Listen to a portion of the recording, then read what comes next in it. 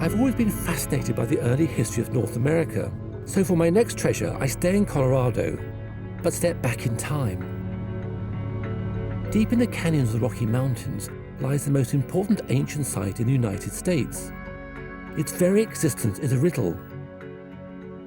It was created by mysterious people who disappeared without trace long before Europeans set foot on the Americas.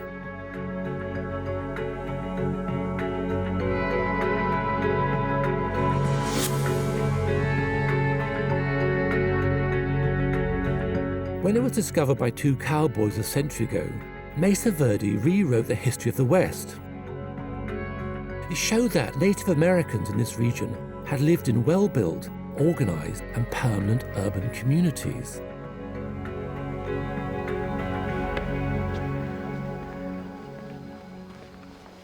Within Mesa Verde are concealed the remains of a mysterious people who flourished here about 1,000 years ago. So little is known about them beyond the fact that they were great builders. They constructed for themselves essentially urban communities. And what one gets here is this incredible sense of they're at oneness, I suppose, with the world in which they live, these organic buildings. But who were these remarkable people? The answer is we really don't know. Sometimes they're called the Anasazi, but that's simply the Navajo name for the ancient ones. The fact is, they've disappeared from history, leaving behind this haunting imagery of these beautifully constructed buildings.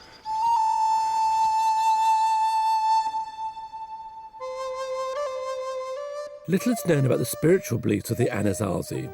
What we do know has been gleaned from intriguing underground rooms known as kivas. Most have now lost their roofs. Oh, now, this is a very good example of a kiva, the circular subterranean room where the family would gather as if for prayers, to tell tales. And on the floor there are two holes. The bigger hole, fireplace. The smaller hole is a sipapu. That is a symbolic connection to the underworld, to their place of origin. They're returning to their place of creation into the womb. This small town, known as Cliff Palace, has 23 kivas, about 220 rooms, and was home to around 250 people. Here clearly is the front door. A step, a set of steps going up, a small tapering entrance through which these people would have passed. See if I can get in here. I suppose this is the right approach. Leg over. Ah, yes.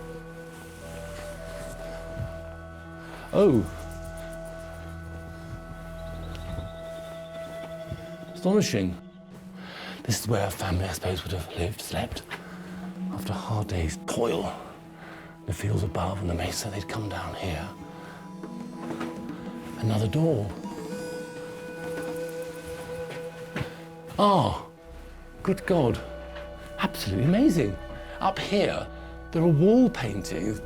If these people are, as some people think, Toltecs who came up here from Central America and then went back, they'd have seen, they'd have remembered these great pyramidal structures that would have been part of their landscape, their experience from centuries past. Incredible being in here. One connects so directly with this mysterious and lost people.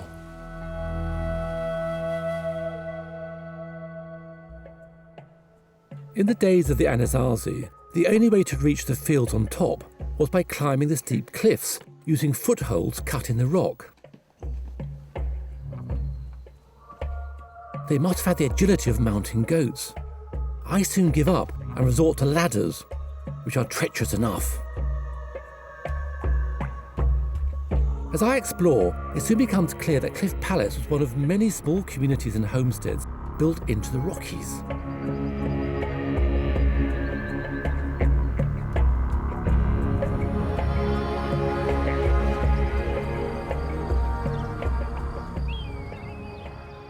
I can't help reflecting on the fate of the indigenous peoples of the Americas stretching back thousands of years.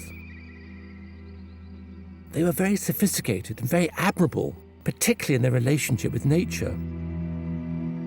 They respected the world in which they lived. They recycled. They worked with nature, not against it. They didn't obliterate their environment. We can learn from this.